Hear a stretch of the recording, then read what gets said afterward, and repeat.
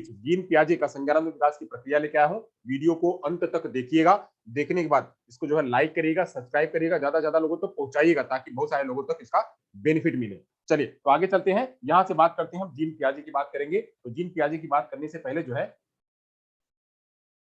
अब जो लोग को होस्ट है वह मैनेज करते रहेंगे कि इसको किस तरह से मैनेज करना है, आते जाए लोग, जुड़ते रहें, आप लोग नोट करते रहेगा। बहुत ही फैक्चुअल और बहुत ही जो है इंफॉर्मेटिव यहाँ पे आज का सेशन होने वाला है। आज के सेशन को बहुत बढ़िया से आप लोग देखिएगा और नोट करते जाइएगा, क्योंकि इसी पे यहीं से प्रश्न हर बार में, चाहे सीट हो, चाहे सीटेट हो, चाहे रीट हो, चाहे वो टेट हो, चाहे यूपी टेट हो, किसी भी टीचर के एजुकेशन, किसी भी टीचर बनने से संबंधित कोई भी जो है वो कंपटीशन है, उस कंपटीशन में इससे एक दो प्रश्न तो आते ही हैं, और एक दो प्रश्न वह सीधे भी आएंगे और थोड़ा सा घुमा करके भी आएंगे। तो डायरेक्ट आते हैं, इनडायरेक्ट आते हैं, सभी आते हैं। तो जब डायरेक्ट इनडायरेक्ट को कैसे जान पाओगे, जब उसके अंदर जाओगे, जब उसके अंदर जाओगे तो उसके इनडायरेक्ट प्रश्नों का भी जवाब आप दे पाओगे। तो वही मैं आज आपको बताने वाला हूँ, वही आज आपको सिखाने वाला हूँ कि कैसे इनडायरेक्ट प्रश्नों का जवाब हम देंगे। तो उसका फैक्ट क्या है, उस कैसे वो फैक्ट, वो क्वेश्चन कैसे बनते हैं, उसके बारे में हम चर्चा करेंगे। तो चलिए जो है शुरू करते हैं हम आज यहाँ से। तो जीन पियाजे, सबसे पहले थोड़ा सा जीन पियाजे के ओवरव्यू को ले लेंगे। जीन पियाजे जो है उसके बाद आगे चलेंगे। तो यहाँ से जीन पियाजे जो है लिखा ही हुआ है। जीन पियाजे, जीन पियाजे क्या है, वो क्या मानते हैं कि व्यक्ति जो है, जो बालक है, वो बालक अपने अर्थ और ज्ञान का निर्माता, बालक अपने अर्थ और ज्ञान का निर्माता निर्माता होता है, और वह सृष्टिकर्ता भी होता है। बालक क्या मानते हैं, जो ये पियाजे जी वो क्या मानते हैं, पियाजे जी मानते हैं कि जो बच्चा होता है, बच्चा अपने ज्ञान का निर्माता खुद ही होता है, बच्चा अपने ज्ञान का निर्माता खुद ही होता है।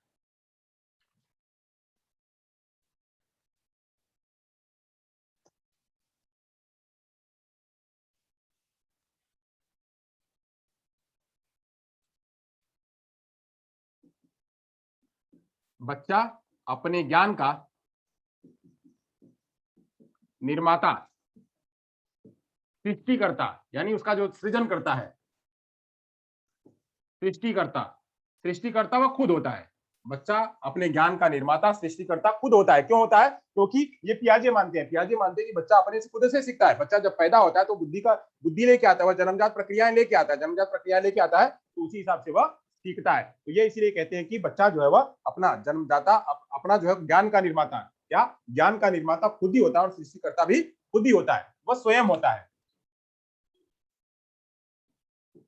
स्वयं होता है। अब वह अपने ज्ञान, अपने अपने स्वयं के अनुभव, अपने स्वयं के अनुभव और दूसरों से अंतः क्रिया द्वारा प्राप्त करता है। यानी वह यहाँ पे जो है बच्चा क्या करता है, यह मानते हैं कि बच्चा अपने ज्ञान अनुभवों को दूसरे से अंतः क्रिया करके प्राप्त करता है, अंतः क्रिया करके प्राप्त करता है। अब अंतः क्रिया करके प्राप्त करता है तो कैसे करता है, अब यहाँ पे अंतः क्रिया करता है, अंतः क्रिया करके प्राप्त करता है, तो यहाँ पे कहते हैं दूसरे कौन है, तो दूसरे कौन है, ये दूसरे में समाज को नहीं कहते हैं, यहाँ पे दूसरे को समाज को नहीं कहते हैं, दूसरे को कहते हैं जो भौतिक वस्तुएं होती हैं, जो भौतिक वस्तुएं होती है, जो उसके आसपास की जो वस्तुएं होती हैं, उन वस्तुओं से वह इंटरेक्शन करता है। क्या करता है, वो अपने अनुभव, जो उसका एक्सपीरियंस होता है, एक्सपीरियंस को, और जो भौतिक वस्तुएं हैं, जो वस्तुएं हैं, उन वस्तुओं से क्या करता है, वह इंटरेक्शन करता है, वह इंटरेक्शन करता है। तो इंटरेक्शन करता है तो उसी से क्या होता है, उसका ज्ञान का विकास होता है। जब ये इंटरेक्शन करता है उसी से, या अपने अनुभव के आधार पर इससे मिलता है, इससे जो है अपना कभी प्रयोग करता है, कभी क्या करता है, कभी क्या करता है, तो वैसे ही जो है इसका वह आगे का ज्ञान का विकास होता है। बच्चा छोटा होता है तो छोटे में ज्ञान को फिर आगे बढ़ाता है, फिर आगे बढ़ाता है। सब ज्ञान की प्रक्रिया हम आगे पढ़ेंगे, आपको बहुत बेहतर से बताएंगे कि कैसे ज्ञान की प्रक्रिया, एक्सपीरियंस से वो अपने ज्ञान को कैसे बढ़ाता है, ये पूरी प्रक्रिया के तहत होता है, प्रक्रिया की चर्चा आगे करेंगे। अब यहीं पे जब वह लोगों से इंटरेक्शन करता है, बच्चा जब ज्ञान को अपने अनुभवों के आधार पे इससे जब इंटरेक्शन करता है, तो वह क्या करता है, वह कुछ क्रियाकलाप करता है, क्रियाकलाप करता है, यानी एक्टिविटी करता है, क्रियाकलाप करता है, एक्टिविटी करता है। एक्टिविटी जब करता है बच्चा, जब ये कहते हैं, ये मानते हैं कौन, पियाजी जी मानते हैं कि बच्चा जब क्रियाकलाप करता है, एक्टिविटी करता है, तो इसी एक्टिविटी से, इसी एक्टिविटी को उन्होंने क्या कहा, कंस्ट्रक्टिविज्म कहा, इसी को कहा निर्मितवाद। उन्होंने कहा कि इसी से निर्मितवाद, बच्चा क्या है, वह निर्मितवाद के रूप में जो है काम करता है। निर्मितवाद मतलब कंस्ट्रक्टिविज्म। अब यहाँ से ये कंस्ट्रक्टिविज्म का जो निर्मितवाद है वो यहीं से आया। यानी बच्चा क्या है, बच्चा अपने ज्ञान का विकास, अपने ज्ञान का निर्माण वह खुद करता है। वह खुद करता है, वह प्ले के माध्यम से, वह खेल कूद के माध्यम से, कर के माध्यम से, एक्सपेरिमेंट करके माध्यम से वह सब कुछ सीखता है। तो जब एक्सपेरिमेंट करके सीखता है तो इसी एक्सपेरिमेंट को सीखने को कहते हैं कंस्ट्रक्ट करना। कंस्ट्रक्ट करना निर्माण करना, कंस्ट्रक्ट करना मतलब निर्माण करना। तो कंस्ट्रक्ट जब करता है, यहां से जब ये कंस्ट्रक्ट करता है, इतना कंस्ट्रक्ट करता है यानी निर्माण करता है, तो निर्माण करता है तो उसी निर्माण करने से, निर्माण करने की जब प्रक्रिया बढ़ जाती है, यानी बच्चा खुद से अपना निर्माण करके ज्ञान को सीखता है, तो उसी को कहते हैं क्या, कंस्ट्रक्टिविज्म। उसी को कहते हैं या कंस्ट्रक्टिविज्म। इसीलिए इसीलिए इन्हें जो है, इसीलिए इन्हीं निर्मित आधार पे ज्ञान, इन्हीं की जो है, इनको क्या कहा, इनको कहा गया कॉग्निटिव कंस्ट्रक्टिविज्म भी कहा गया। अब यह निर्मितवाद बनता कहां से है, तो इसी निर्मितवाद से, ये जो निर्मितवाद है मतलब जो बच्चा निर्माण करता है, तो ये कहां होता है, इसकी ज्ञान की मीमांसा होती है। यानी यह एक ज्ञान मीमांसा होती है, ज्ञान मीमांसा का निर्माण होता है। बच्चा ज्ञान मीमांसा का निर्माण करता है। ज्ञान मीमांसा का निर्माण मतलब क्या, जिसमें ज्ञानों का भंडार होता है, जिसमें ज्ञान का भंडार होता है, ज्ञान 1 2 3 4 पूरा ज्ञान का भंडार होता है। तो ज्ञान का भंडार कैसे आता है, इसी निर्मितवाद की वजह से, इसी निर्मितवाद की वजह से ज्ञान का निर्माण होता है। तो इसको कहते हैं एपिस्टेमोलॉजी। एपिस्टेमोलॉजी, एपिस्टेमोलॉजी का निर्माण होता है, यानी ज्ञान मीमांसा का निर्माण होता है। कैसे ज्ञान मीमांसा का निर्माण होता है, तो यह निर्मितवाद ही उसका आधार होता है। यह निर्मितवाद ही आधार होता है। जितना एक्सपेरिमेंट करेगा, जितना कुछ करेगा, जितना ट्रायल एरर करेगा, जितना कुछ वो खोजेगा, उतना ही उसके ज्ञान में वृद्धि होगी। जितना वह देखेगा, जितना अपनी सेंसेस चलाएगा, जितना अपनी इंद्रियों का विकास करेगा, जितना अपनी इंद्रियों का प्रयोग करेगा, जितना वह लगातार वह जो है अपने समाज, अपने अपने आप को वह ट्रायल एरर करता जाएगा, तो उसी हिसाब से क्या होगा, उसके अंदर में ज्ञान का विकास होगा। तो ज्ञान का विकास होगा तो ज्ञान का भंडार, ज्ञान का भंडार कहाँ होता है, तो उसके उसको उसको वाद को, जो ज्ञान के भंडार को, जो शास्त्र जो होता है, ज्ञान के भंडार का शास्त्र, उस ज्ञान के भंडार के शास्त्र को कहते हैं ज्ञान मीमांसा। ये ज्ञान मीमांसा क्या है, ज्ञान का शास्त्र है, ज्ञान का शास्त्र है। तो ज्ञान का शास्त्र उसे कहते हैं ज्ञान मीमांसा। एपिस्टेमोलॉजी का वहां पे विकास होता है बच्चे के अंदर में, ज्ञान मीमांसा जो उसके अंदर में आने लगती है। तो उसका कारण क्या है, उसके पीछे बिहाइंड द रीजन क्या है, निर्मितवाद। तो निर्मितवाद को जो है यह पियाजे मानते हैं। पियाजे निर्मितवाद को कहां से लेके आते हैं, कहते हैं कि बच्चा जो है वो अपने ज्ञान का निर्माता खुद होता है। बच्चा अपने ज्ञान का निर्माता खुद होता है। तो बच्चा जब ज्ञान का निर्माता खुद होता है, तो वह वहीं से क्रियाएं करके, क्रियाएं कर करके अपने ज्ञान में लगातार वृद्धि करते जाता है। तो लगातार ज्ञान में वृद्धि कर जाता है। तो ऐसे ही कहते हैं कि बच्चा क्या है, ये तो बच्चा अपने खुद से सीख रहा है, तो ये तो क्या है, कंस्ट्रक्ट अपना खुद से कर रहा है। तो यहीं से वह कंस्ट्रक्टिविज्म का कॉन्सेप्ट लेके आए, कंस्ट्रक्टिविज्म का कॉन्सेप्ट लेके आए, जो आज की स्कूलों में चल रहा है, जो आज की स्कूलों में चल रहा है कंस्ट्रक्टिविज्म, कि हर बात को ज्ञान बच्चों को करके सिखाओ, आओ करके सीखे, आओ ये करे, आओ वो करे, मतलब वहां पे प्रोजेक्ट दो, प्रॉब्लम सॉल्व करो, हर चीज करके सीखो। तो करके सीखने पर जहां बच्चे पर जोर दिया जा रहा है, तो वह आया कहां से, तो आया कहां से, पियाजे जी ने दिया। पियाजे जी ने दिया, तो वो कंस्ट्रक्टिविज्म जो है यहाँ से आया। उसी कंस्ट्रक्टिविज्म में होता क्या है, उसी के आधार पे ज्ञान मीमांसा बढ़ती है, एपिस्टेमोलॉजी बढ़ती है। अब इसी आधार पे पियाजे को संज्ञानात्मक रचनावाद भी कहा गया। पियाजे को क्या कहा गया, संज्ञानात्मक रचनावाद। पियाजे को संज्ञानात्मक रचनावाद भी कहा गया। तो पियाजे को संज्ञानात्मक रचनावाद का मतलब क्या, कॉग्निटिव कंस्ट्रक्टिविज्म भी कहा गया। इन्हीं को कॉग्निटिव कंस्ट्रक्टिविज्म, इन्हीं को कॉग्निटिव कंस्ट्रक्टिविज्म भी कहा गया। तो क्यों कहा गया कॉग्निटिव कंस्ट्रक्टिविज्म, वो इसीलिए कहा गया कि ये क्या है, इन्होंने ज्ञान पे, इन्होंने करके सीखने पर फोकस किया। तो करके सीखने पर फोकस किया और संज्ञान बढ़ाने की बात करी। ये दो चीजें, यह एक निर्मितवाद और ज्ञान मीमांसा, दोनों को साथ में लेके आए, निर्मितवाद और ज्ञान मीमांसा को दोनों को साथ में लेके आए। ये साथ में लेके आए, तो इसलिए इनको कहा गया क्या, कि इनको कहा गया संज्ञानात्मक रचनावाद भी इनको कहा गया। रचना मतलब क्या, वही निर्मित, रचना मतलब क्या, निर्मित, निर्माण करना या रचना करना, निर्माण करना या रचना करना दोनों एक ही शब्द हैं, एक ही है, सिनोनिम है। इसलिए निर्मितवाद या रचनावाद इनको यह कहा गया। इसीलिए जो है इनको क्या कहा गया, कॉग्निटिव कंस्ट्रक्टिविज्म कहा गया। आगे की बात करते हैं, चलिए। तो इनको जो है कॉग्निटिव कंस्ट्रक्टिविज्म कहा गया। और इसी के आधार पे जैसे जैसे बच्चों के साथ में काम करने लगे, ये अपने बच्चों पर प्रयोग करने लगे। इनके खुद के बच्चे, जो 3 बच्चे थे, उन तीनों बच्चों पर इन्होंने लगातार प्रयोग किया।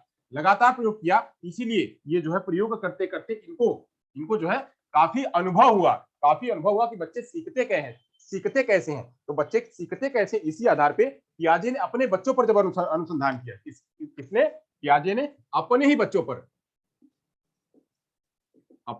पर क्या किया? रिसर्च किया, अपने ही बच्चों पर रिसर्च किया। वो जो 3 बच्चे थे, उनके 3 बच्चे, जैकलिन, लुसियन और तीसरा, हाँ, तो ये 3 बच्चे जो थे, ये तीनों बच्चे जो है, उन्हीं पर इन्होंने रिसर्च किया और रिसर्च करके क्या दिया? संज्ञानात्मक सिद्धांत दिया,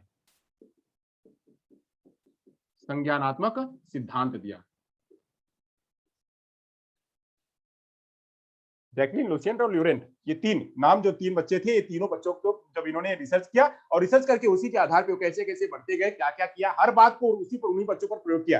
प्रयोग करके जो है, यह इन्होंने ये संज्ञानात्मक विकास का सिद्धांत दिया। और इन्होंने जब अपने ही बच्चों पर जब विकास किया, तो बहुत सारे इसके पहले के जो बिहेवियरिस्ट थे, जो वाटसन की गैंग वाले थे, बिहेवियरिस्ट, वो जो लोग क्या कर रहे थे, वो सारे जानवरों पर प्रयोग कर रहे थे, जानवरों पर प्रयोग करके उसको अप्लाई कर रहे थे इंसानों पर, जानवरों पर प्रयोग करके उसको इंसानों पर अप्लाई कर रहे थे। तो जानवरों की टेंडेंसी अलग होती है, इंसानों की टेंडेंसी अलग होती है, तो कभी कभी वो पूरी रूप से साबित नहीं हुई। और इन्होंने अपने ही बच्चों पर जब प्रयोग किया, यानी ह्यूमन पर प्रयोग करके ये जब थियरी दी, इसीलिए इस थियरी की डिमांड ज्यादा हुई, इस थियरी को ज्यादा तवज्जो दी गई और इन्होंने बच्चों पर प्रयोग किया। इन्होंने जो ये प्रयोग किया वो बच्चों पर प्रयोग किया, इसीलिए इनको कहा जाता है क्या? चाइल्ड साइकोलॉजी का जनक भी कहा जाता है। इन्हें क्या कहा जाता है? चाइल्ड साइकोलॉजी का जनक, चाइल्ड साइकोलॉजी का जनक भी इनको कहा जाता है।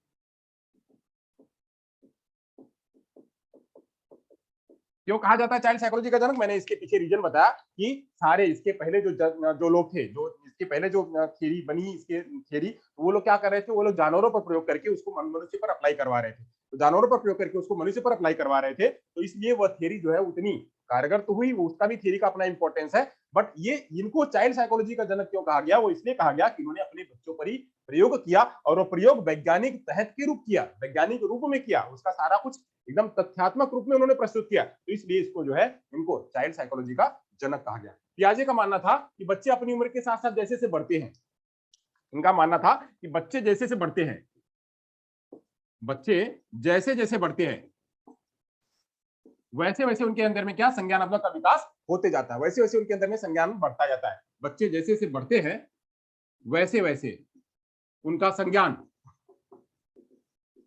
बढ़ता जाता है। उनका मानना यह था कि बच्चे जो है, अब इससे क्या मान सकते हैं? इससे क्या मान सकते हैं कि बच्चे जैसे से अपने बढ़ते जाते हैं, वैसे उनका संज्ञान बढ़ता जाता है। यहाँ पे कह रहे हैं कि और किसी का कोई रोल नहीं है, यानी समाज का रोल नहीं है, वो संस्कृति का रोल नहीं है, और किसी का रोल नहीं है, प्रकृति का रोल नहीं है, वातावरण का रोल नहीं है। ये इसको मानते हैं वातावरण का रोल नहीं है। रोल किसका है? तो रोल है, ये कहते हैं बच्चे जैसे से बढ़ते वैसे उनका संज्ञान बढ़ते जाता है। तो ये कहते हैं, ये मानते हैं किसमें है? ये बच्चों की एज पर मानते हैं। इनका मानना था कि बच्चे अपनी एज के आधार पे, मैच्योरेशन के आधार पे, मैच्योरेशन के आधार पे, एज के आधार पे, उनकी मैच्योरेशन के आधार पे, उनकी बायोलॉजिकल कंडीशन के आधार पे, बायोलॉजिकल कंडीशन और मैच्योरेशन यानी परिपक्वता, और मैच्योरेशन के आधार पर तथा हेरिडिटी के आधार पे, और किस पे? हेरिडिटी के आधार पे अपना संज्ञान का विकास करते हैं। तो ये विकास करने का काम जो है उन्होंने बताया। क्या बताया? इन्होंने बताया कि इन्होंने अपने ही बच्चों पर जब प्रयोग किया, तो इनके बच्चे पर प्रयोग करने के बाद इसलिए उन पर ज्यादा, इस पर लोगों ने मतलब इनकी बातों को माना। और ये कहते हैं कि बच्चे जैसे बच्चा छोटा होता है, 1 साल का, 1.5 साल का, 2 साल का, 3 साल का, 4 साल का, 5 साल का, 10 साल का, 15 साल का जब होता है, तो वह जैसे जैसे मेच्योर होते जाता है, उसके अंदर में संज्ञान बढ़ते जाता है, तर्क बढ़ने लगता है, उसके अलग अलग प्रकार की सोचने की क्षमता जो है वो बढ़ने लगती है। इसका एग्जाम्पल उन्होंने बाकायदा, जब मैं इसलिए बताऊंगा, उसमें बताऊंगा कि ये कैसे, उन्होंने कैसे, किस रूप में, किस तथ्य पे ये बात उन्होंने कही। तो ये आगे जाकर के ये सब कुछ इसमें निगेटिविटी भी है। तो ये इसका जो हम उसके आगे जब लास्ट में पढ़ेंगे, इसके अंदर में पढ़ेंगे कि इसके ड्रॉबैक क्या थे, क्या ड्रॉबैक थे कि ये उन्होंने कवर नहीं किया। खाली इतने से ही काम नहीं बनता है कि खाली मैच्योरेशन से, खाली एज से, खाली बायोलॉजिकल कंडीशन से ही बच्चे नहीं सीख पाते हैं। कुछ बच्चे ऐसे होते हैं जो बाहर होते हैं, कुछ बच्चे ऐसे होते हैं जो बढ़ तो जाते हैं, उनके अंदर में संज्ञान का विकास नहीं होता। संज्ञान का विकास क्यों नहीं होता? क्योंकि उनके पास वातावरण नहीं होता है। तो कहीं ना कहीं वातावरण भी रोल करता है। तो ये उन्होंने अपने थ्योरी में नहीं बताया। इन्होंने अपनी थ्योरी में क्या बताया? इन्होंने अपनी थ्योरी में बताया कि बच्चे क्या है, उनकी एज के आधार पे, उनकी मैच्योरेशन के आधार पे, उनकी बायोलॉजिकल कंडीशन के आधार पे, उनके बायोलॉजिकल मैच्योरेशन के आधार पे, उनकी हेरिडिटी के आधार पे, यानी उनकी आनुवंशिकता कैसी है, उसके आधार पे अपने संज्ञान का विकास ये करते हैं। इसीलिए इसीलिए इनको एक और नाम दिया गया, इसीलिए इनको एक और नाम दिया गया। पहले तो एक नाम आपने देखा, इनको क्या कहा गया, इनको चाइल्ड साइकोलॉजी के रूप में, चाइल्ड साइकोलॉजी के रूप में जाना गया, इनको एक कहा गया चाइल्ड साइकोलॉजी के रूप में। चलिए यही ले लेते हैं। एक इनको कहा गया पहले कॉग्निटिव कंस्ट्रक्टिविस्ट, कॉग्निटिव कंस्ट्रक्टिविस्ट कहा गया। दूसरा इनको कहा गया क्या, चाइल्ड साइकोलॉजी, चाइल्ड साइकोलॉजी का जनक, इनको चाइल्ड साइकोलॉजी का जनक कहा गया। संज्ञानात्मक विकास, संज्ञानात्मक विकास का प्रणेता कहा गया, का प्रणेता कहा गया। और क्या कहा गया, इनको कहा गया कि इनको इसी कारण से, ये जो है ये एज को मानते थे, मेच्योरेशन को मानते थे, बायोलॉजिकल कंडीशन को मानते थे, इसीलिए इनको जो है ये इनेटिस्ट भी कहा जाता था। इनको क्या कहा जाता था, इनेटिस्ट। ये क्या इनेटिस्ट मानते थे इनको, इनेटिस्ट भी कहा जाता है। यानी एक इनेट मतलब क्या, जन्मजात, इनेट मतलब क्या, जन्मजात। तो जन्मजात क्षमता, जन्मजात क्षमता के आधार पर बच्चे जो सीखते हैं, जो जन्मजात क्षमता है, जो मम्मी पापा से उनको हेरिडिटी से जो मिली हुई है, उसी के आधार पे और मेच्योरेशन के आधार पे जो बच्चे सीखते हैं उसे कहते हैं, उसी पर बच्चे सीखते हैं, उसी पर बच्चे का संज्ञान का विकास होता है। तो इसीलिए इनको कहा गया इनेटिस्ट कहा गया। तो इनको क्या कहा जाता है, इनको इनेटिस्ट भी कहा जाता है। ये भी आप ध्यान रखिए रहेगा, कहीं कहीं अगर प्रश्न आ गया इनेटिस्ट किसको कहा जाता है, इनेटिस्ट भी कहा गया।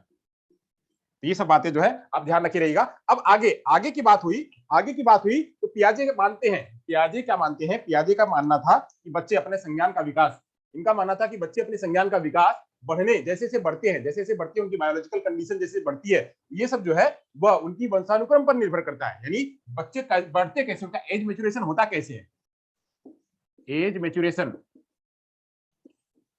एज मेच्योरेशन जो होता है वह उनकी वंशानुक्रम पर, वह उनकी वंशानुक्रम पर निर्भर करता है,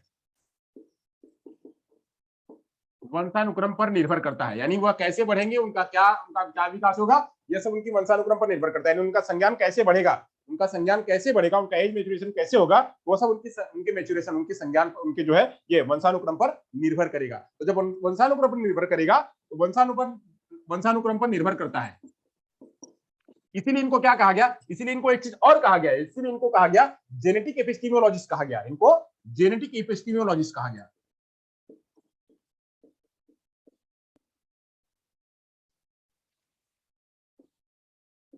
इनको जेनेटिक एपिस्टीमोलॉजिस्ट भी कहा गया। अब यहां मैंने एपिस्टीमोलॉजिस्ट की चर्चा करी हुई थी पीछे, मैंने इसके पहले जो है एपिस्टीमोलॉजिस्ट की चर्चा करी हुई थी। एपिस्टीमोलॉजिस्ट का मतलब क्या होता है, ज्ञान मीमांसा। एपिस्टीमोलॉजिस्ट का मतलब होता है ज्ञान मीमांसा, जहां ज्ञान का भंडार हो, जहां ज्ञान का भंडार हो, जहां पे ज्ञान का पूरा चर्चा करी जाए। इसमें ज्ञान की, ज्ञान में क्या, ज्ञान में तर्क हुआ, ज्ञान में ज्ञान हुआ, ज्ञान में जो है वो मेमोरी हुई, ज्ञान में जो है वो सोच हुई, ज्ञान में ड्रीम हुआ, ये सब जो है वो ज्ञान में, ज्ञान के रूप में इसका देखा जाता है। तो ज्ञान, ज्ञान की वृद्धि, ज्ञान की वृद्धि कैसे होती है, तो ज्ञान का पूरा अध्ययन जो है एपिस्टीमोलॉजी में किया जाता है। तो ज्ञान एपिस्टीमोलॉजी, ज्ञान बढ़ता कैसे है, तो ज्ञान बढ़ता है, इन्होंने पियाजे जी ने क्या कहा कि ज्ञान बढ़ता है कैसे, उसके वंशानुक्रम के आधार पर बढ़ता है। ज्ञान कैसे बढ़ता है, बच्चों का ज्ञान वृद्धि होती है तो वंशानुक्रम के आधार पर बढ़ती है। इसीलिए वंशानुक्रम को वंशानुक्रम ज्ञान मीमांसा का नाम दिया गया, इसलिए इनको कहा गया जेनेटिक एपिस्टीमोलॉजिस्ट भी कहा गया। तो ये भी एक जो है वो याद रखिए रहेगा, कभी कभी प्रश्न अगर आए कि जेनेटिक एपिस्टीमोलॉजिस्ट किसको कहा जाता है, तो आप ये जो है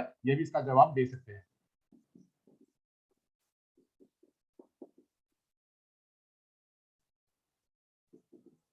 जेनेटिक एपिस्टेमोलॉजिस्ट इनको कहा गया। तो जेनेटिक एपिस्टेमोलॉजिस्ट कौन, तो जेनेटिक एपिस्टेमोलॉजिस्ट जो है वह ये जीन पियाजे। अब जीन पियाजे जेनेटिक एपिस्टेमोलॉजी कैसे बन गए, तो जीन पियाजे जी क्या मानते हैं कि बच्चों का जैसे जैसे विकास होता है, बच्चों का जैसे जैसे विकास होता है उसमें विकास में क्या काम आती है, उसमें जो बच्चों का संज्ञान बढ़ता है उस संज्ञान में कौन रोल करता है ज्यादा, जो भूमिका कौन अदा करता है, तो भूमिका अदा करता है उनका वंशानुक्रम। उनका वंशानुक्रम, वैसे ही उनकी शरीर का हाइट बढ़ेगी, वैसे उनका संज्ञान बढ़ेगा, वैसे उनकी बुद्धि बढ़ेगी। यह सब जो है बुद्धि वो पहले से निर्धारित है, पहले से निर्धारित है, उसी के आधार पर बच्चे का विकास होता है। तो इसलिए इनको कहा गया जेनेटिक एपिस्टेमोलॉजिस्ट।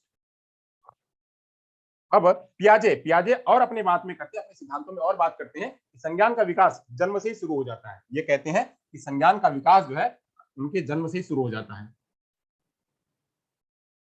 क्यों शुरू हो जाता है कि बच्चा जब पैदा होता है, तो कुछ जन्मजात क्षमताएं लेके आता है।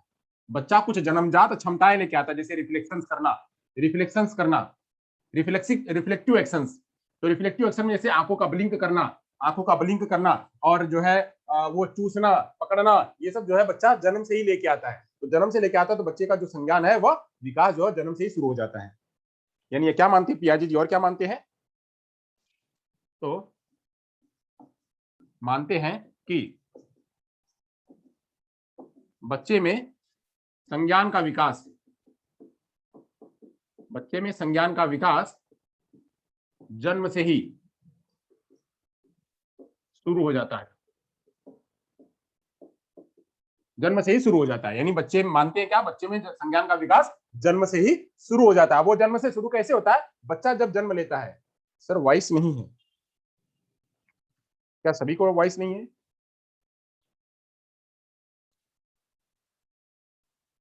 वॉइस बहुत कम आ रही है, ऐसा सभी को है क्या? नहीं सर, बराबर है। अच्छा, तो मयूरी थोड़ा देख लीजिए, आप नेटवर्क में नहीं हो सकती हैं। अच्छा, आ रही है, मयूरी को आ रही है, सुगना को नहीं आ रही है। आप क्या नेटवर्क की प्रॉब्लम रहती है लग रहा है। ओके चलिए, तो मानते हैं कि बच्चे में संज्ञान का विकास जो है जन्म से ही होता है। कैसे होता है? तो बच्चे कुछ जन्मजात क्रियाएं लेके आते हैं। वो जन्मजात क्रियाएं क्या होती हैं? उसको कहते हैं रिफ्लेक्टिव एक्शंस।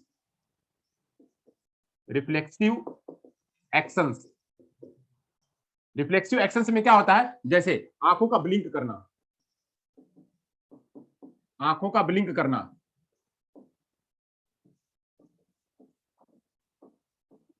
चूसना, पकड़ना, ये बच्चा क्या होता है जन्म से ही लेके आता है। इसको कोई सिखाता नहीं है, बच्चा जन्म से ही लेके आता है। तो इसलिए कहते हैं कि बच्चे क्या है, बच्चे में जो संज्ञान का विकास है वह जन्म से ही शुरू हो जाता है। वह जन्म से ही लेके आता है, तो इसलिए वहां पे जन्म से ही शुरू हो जाता है। अब यही जो बच्चा जैसे से बड़ा होता है, जैसे जैसे बड़ा होता है, तो यह क्या होता है, ये इसका कम होने लगता है। जो रिफ्लेक्सिव एक्शंस है, रिफ्लेक्सिव एक्शंस क्या होते हैं, वह कम होने लगते हैं। रिफ्लेक्सिस एक्शन जो है वो कम होने लगते हैं। एक्शन वो कम होने लगते हैं, यानी वो घटने लगते हैं। यानी वो जो उसका आंखों का ब्लिंक करना है, आंखों का ब्लिंक करना तो रहता है। आंखों का ब्लिंक करना जैसे ये आंखों का ब्लिंक करना ही एक ऐसी अवस्था है जो हमारे अंदर में रहती है। हम चाहते नहीं है कि हम आंखें ब्लिंक करें, हम नहीं चाहते हैं कि आंखें ब्लिंक करें, बट जो है वो आंखें ब्लिंक होती है। हमारे पास भी अभी तक ये जो आंखों का ब्लिंक करना अभी तक है हमारे पास। जब हम क्या चाहते हैं कि हमारी आंखें ब्लिंक हो, वह क्या है, ऐसी रिफ्लेक्सेस ऐसी होती है जो बच्चा चाहे ना, उसके अंदर में उसका कोई जोर नहीं है, फिर भी जो है हो जाता है। जैसे बच्चा जब छोटा होता है तो हाथों को, हथेली को ऐसे करा रहता है, हाथों का हथेली को ऐसे उसकी, आपने देखा होगा बच्चों की हथेली ऐसे होती है। तो आप जैसे कोई वस्तु उसको रख दीजिए, तो ऐसे रख दी तो पकड़ लेगा। या वहां उसका नहीं है, उसका जोर नहीं है, पकड़ लेगा, ऐसे ही आ जाएगा, उसका कोई जोर नहीं है। ये क्या है, ये पकड़ना उसका रिफ्लेक्शन है, या पकड़ना उसका रिफ्लेक्शन है। मम्मी ने जैसे इसको स्तनपान के लिए लिया, मम्मी ने जैसे स्तनपान के लिया, बच्चा क्या है, स्तनपान करना स्टार्ट कर दिया। बच्चा स्तनपान स्टार्ट कर दिया। ये क्या है, वो उसकी जन्मजात क्रिया है, वो जन्मजात, इसमें उसका जोर नहीं होता, बट भी करने लगता है। और यही जो एक्शंस है, जैसे जैसे बच्चा आगे बढ़ने लगता है कि रिफ्लेक्शंस जो है वो कम होने लगती है। यह रिफ्लेक्सिस एक्शंस कम होने लगते हैं, आगे जाकर के कम होने लगते हैं। बच्चा जो है सीखने लगता है, उसमें जो है सीखने लगता है। तो पकड़ना, वह इस तरह का पकड़ना, वह जो है वो चूसना, ये उसके कम होने लगते हैं, घट जाते हैं। तो आगे जाकर के घट जाते हैं। तो ये संज्ञान भी बढ़ने लगता है और वो बुद्धिमान होता चला जाता है। बच्चा जैसे आगे बढ़ने लगता है, तो बढ़ते हुए बच्चा बुद्धिमान होने लगता है।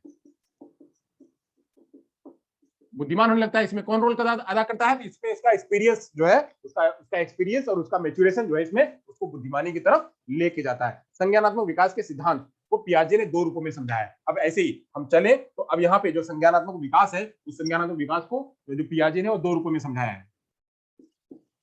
अब इसी को कैसे बच्चा आगे बढ़ता है, कैसे बुद्धिमान होता है, तो बुद्धिमान होने की प्रक्रिया को जो है उन्होंने आगे समझाया हुआ है। संज्ञानात्मक की प्रक्रिया को 2 रूपों में बांटा है, 2 रूपों में समझाया है। और दो रूपों में कैसे समझाया, तो दो रूप कौन कौन से हैं, तो मैंने आपको बताया था, कल मैंने चर्चा करी हुई थी। ये दो रूप जो है कौन कौन से हैं, एक तो है क्या है, एक तो है इसका प्रोसेस, कॉग्निटिव प्रोसेस, और दूसरा क्या है, cognitive stage. Cognitive stage, cognitive development के, कॉग्निटिव डेवलपमेंट यहां पे लिख लीजिए, डेवलपमेंट,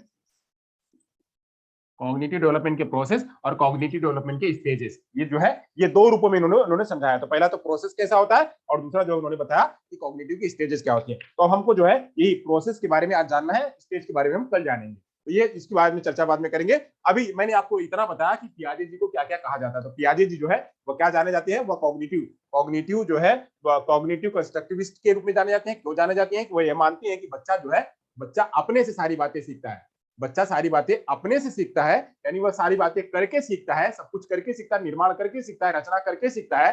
तो रचना करके सीखता है, इसलिए उन्होंने रचनावाद का नाम दिया, यानी निर्मितवाद का नाम दिया, निर्मितवाद का नाम दिया, निर्मितवाद यानी कंस्ट्रक्टिविज्म का नाम दिया। तो कंस्ट्रक्टिविज्म के जरिए, यानी बच्चा उसके जरिए अपना संज्ञान का विकास करता है, तो वो जो है उसके रूप में उनको ये क्या क्या कॉग्निटिव कंस्ट्रक्टिविस्ट के रूप में भी उनको जाना जाने लगा। फिर आगे बच्चे आगे जब जैसे बढ़ने लगे, तो उन्होंने अपने बच्चों पर ही काम किया, उन्होंने अपने बच्चों पर ही, उन्होंने अपने 3 बच्चों पर ही काम किया, 3 बच्चों की प्रगति पर उन्होंने ध्यान दिया। तो 3 बच्चों की प्रगति पर ध्यान दिया, तो वैसे ही उनको क्या कहा, चाइल्ड साइकोलॉजिस्ट के रूप में भी उनको जाना गया। वह चाइल्ड साइकोलॉजिस्ट के रूप में काम करते करते जो है वो बच्चा जैसे आगे बढ़ता गया, बच्चा सीखते गया, तो उसमें ज्ञान का विकास हुआ। तो ज्ञान का विकास हुआ, तो ज्ञान के विकास को उन्होंने एपिस्टेमोलॉजी का नाम दिया, यानी ज्ञान का विकास कहाँ होता है, तो एपिस्टेमोलॉजी का नाम होता है। तो बच्चा जैसे से आगे बढ़ता है, बच्चे के अंदर में जैसे बढ़ता है, तो वह कहते हैं कि बच्चा बढ़ता कैसे है, वो उसके अंदर विकास कैसे होता है, तो वो उसके पीछे उसका जेनेटिक रीजन होता है, उसकी उम्र होती है, उसकी मेच्योरेशन होती है, उसकी उम्र उसकी मेच्योरेशन होती है। इसलिए उन्होंने जो है आगे जाकर के संज्ञानात्मक का जो है उसको इनेटिस्ट भी कहा गया, उनको इनेटिस्ट भी कहा गया, यानी ये क्या मानते हैं, या तो जन्मजात को मानते हैं, ये वंशानुक्रम को मानते हैं, तो वंशानुक्रम को मानते हैं, इसलिए उनको इनेटिस्ट भी कहा गया।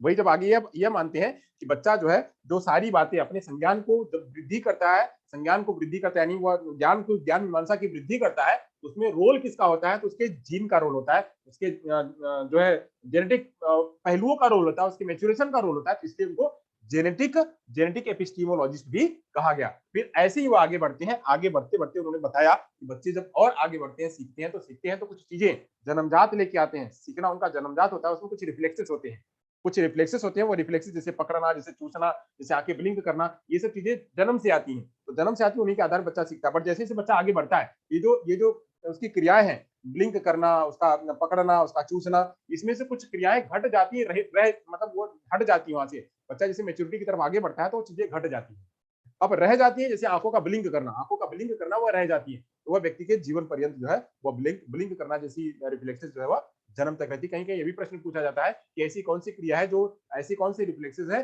जो व्यक्ति के जीवन तक चलती है, तो ऐसी कौन सी है। अब ये रिफ्लेक्सेस जो है उसमें व्यक्ति का कोई जोर नहीं होता है, व्यक्ति उसमें चाहता नहीं कि हम चाहे, आप अगर चाहे रोकने के लिए ब्लिंक करना तो भी नहीं रुक सकती है, आप ब्लिंक करना रोकना चाहो तभी नहीं। जैसे मैंने बताया कि बच्चा ऐसे पकड़ना चाहता है, इसको रोकना चाहे तभी नहीं पकड़ रुक सकता है। बच्चा स्तनपान की तरफ लेके जाओ, उसको बच्चे को स्तनपान की तरफ लेके जाओ, और वह चाह करके भी नहीं रोक पाएगा, वह चाह करके भी नहीं रोक पाएगा, क्योंकि वह क्या है, वह जन्मजात। ऐसे बहुत सारे हैं, अभी भी ऐसे बहुत सारे रीजन है अभी जो मनुष्य में दिखाई पड़ते हैं, वह एक तो ये हो गया, कुछ और भी जो जो चीजें हैं, रिफ्लेक्सेस है, वो दिखाई पड़ते हैं, वह जो है मतलब 2-3 रीजन और है, वह यहाँ पे इस प्लेटफॉर्म पे चर्चा नहीं कर सकते हैं, तो ऐसे जो है वह दिखाई देता है।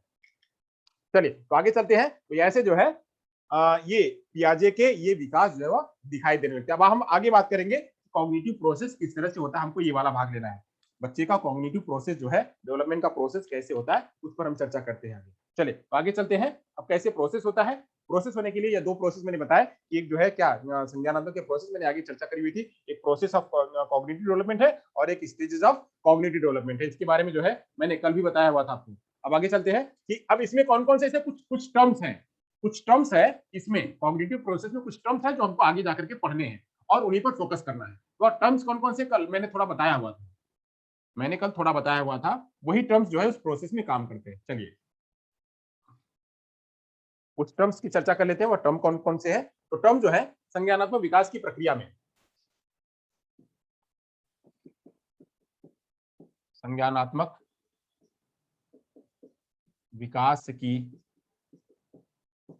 प्रक्रिया में कुछ टर्म्स हैं। क्या टर्म्स हैं? वो टर्म्स की चर्चा कर लेते हैं।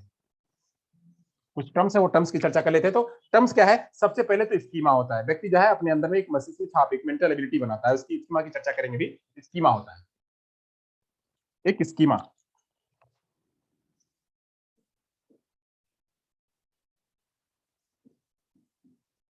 स्कीमा स्कीमा का निर्माण करता है और क्या करता है? इक्विबेरियम।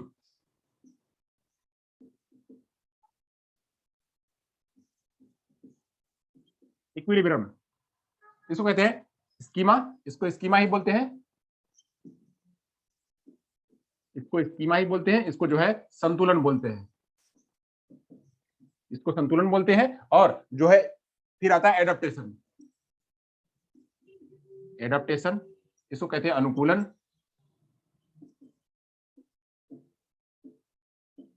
इसको कहते हैं अनुकूलन। फिर आता है एजिमिलेशन।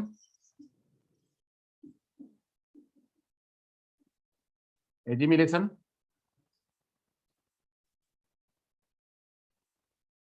एजिमिलेशन इसको कहते हैं जो आत्मसातकरण।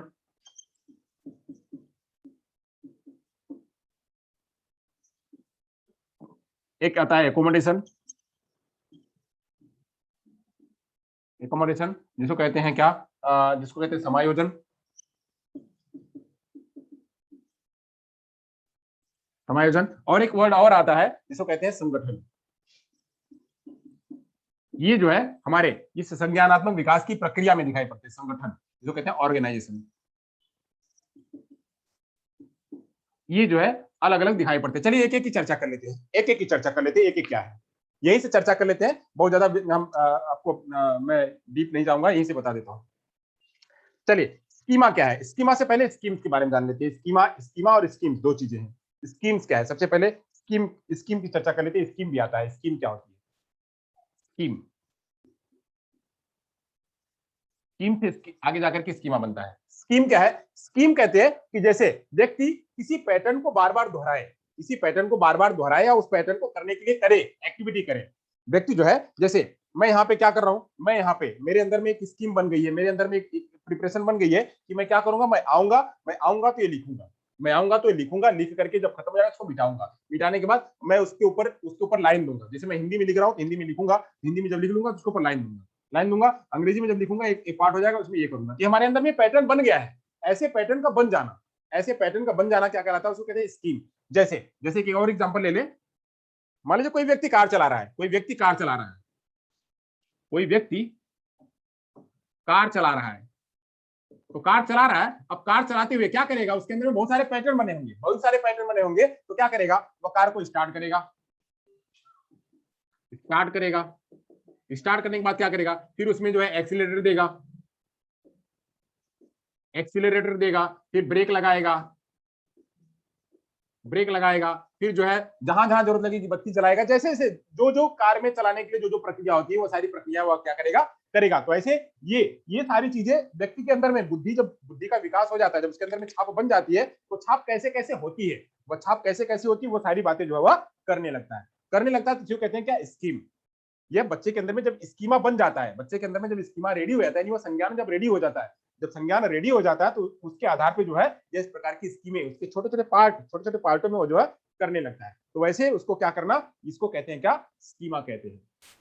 कि व्यक्ति जैसे अब कोई हम बात कर ले, कोई दूसरी एग्जांपल ले ले। मान लीजिए आप घर में खाना बना रहे हैं, तो घर में खाना बना रहे हैं, तो घर में खाना बनाने से पहले आपको पता है कि खाना कैसे बनेगा। ये खाने की छाप आपके अंदर बनी है। कि खाने की छाप मतलब जैसे सब्जी बनाना, तो सब्जी बनाने का छाप आपके अंदर में एक बन गया है, बन गया। अब उसको बनाने के लिए क्या क्या एक्टिविटी लगेगी, वो स्कीम्स होती है। उसकी स्कीम्स में क्या करना पड़ेगा? तो पहले सब्जी को काटेंगे, काट करके जो है फिर उसको डालेंगे, तेल डालेंगे, फिर उसको उसमें मसाले डालेंगे, सब्जी काट करके डालेंगे, वगैरह वगैरह जितनी भी एक्टिविटी है वो सारे एक्टिविटी आप करेंगे। करने के बाद फिर उतारेंगे, उतार करके फिर जो सर्व करेंगे। ये छोटे छोटे पार्ट जो है वो छोटे छोटे पार्ट उसके क्या कहलाते हैं? स्कीम कहलाती है। और पूरी सब्जी का छाप जो है, पूरा सब्जी बनाना, पूरी सब्जी बनाने की प्रक्रिया वह क्या कहलाती है? वह स्कीमा कहलाती है। स्कीमा को कहते हैं संज्ञानात्मक रूपरेखा या अवधारणा। इसको कहते हैं संज्ञानात्मक रूपरेखा या अवधारणा। स्कीमा को कहते हैं, आपको अलग अलग समझाए। चलिए यही से ले लेते हैं, ये है स्कीमा, यही से ले लेते हैं। वो स्कीम के बारे में समझ में गया, स्कीमा के बारे में ले लेते हैं। स्कीमा, स्कीमा क्या होता है? तो इसको कहते हैं संज्ञानात्मक अवधारणा। संज्ञानात्मक अवधारणा मतलब वो कॉन्सेप्ट कैसे बनेगा। कॉन्सेप्ट कैसे बनेगा? जैसे मान लीजिए मैं कहूं कि आम, मैं कहूं कि एक वस्तु है आम। अभी आम कैसे, आपको आम आम कैसे समझ में आएगा? आम है, आप आम, मैंने कहा आम, आम खाए हो क्या, तो आपके अंदर में तुरंत वो छाप बन जाएगी। अच्छा आम वो पीला सा होता है, मीठा सा होता है, आज अभी मिल रहा होगा, इस समय में तो मिल रहा होगा, इस समय में वो आम मिल रहा होगा। जैसे मैंने कहा सेब, सेब तो सेब, सेब की भी संरचना आपके मस्तिष्क में बन गई, सेब की भी संरचना आपके मस्तिष्क में बन गई। ये सेब, सेब है तो सेब जो है वो सेब क्या होगा आपके, आप बोलोगे कि सेब, अच्छा इस समय में तो सेब नहीं मिलता होगा, कहाँ मिलेगा, क्या सेब लेके आप मिल सकता है क्या?